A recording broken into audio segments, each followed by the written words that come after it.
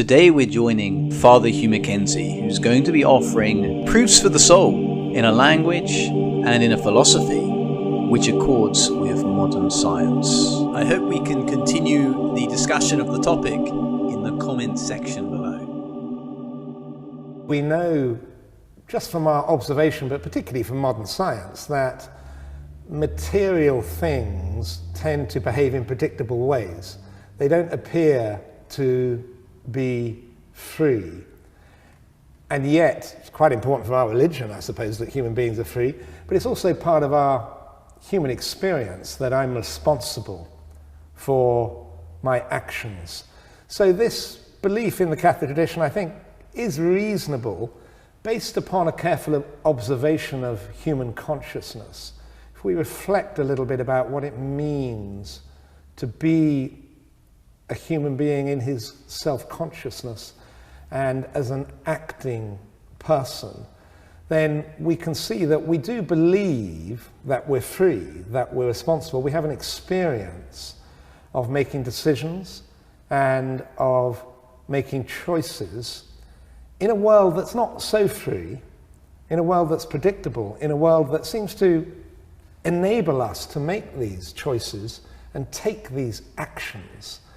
So there seems to be a duality, a complementarity between this human power to act intelligently, creatively, freely, and the world in which I physically act through my body, with my body, which is my physical environment. And that's not free. That tends to be determined.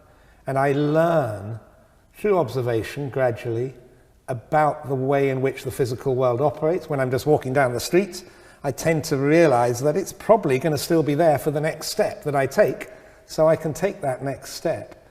There's that complementarity and duality in my experience. We call the ability to be free intelligently the spiritual, and we call the physical world, the objects of sensation, which are not free in the same way, the physical. So we have a spiritual soul, and we also have a physical body.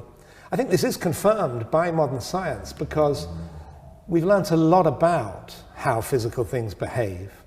And we know, for instance, that living things exist within ecological niches. That is, they have specific limits within which their characteristic behavior operates. Whereas human beings are not so limited. The characteristic behavior of human beings is always going beyond limits, being radically creative, even possibly radically self-sacrificial, even possibly radically destructive and cruel and polluting of the environment. That coheres with our experience that you put a limit in front of me, I can always go beyond it. That's not the characteristic behavior of physical things, which are understood as being part of an ecosystem which deterministically defines them.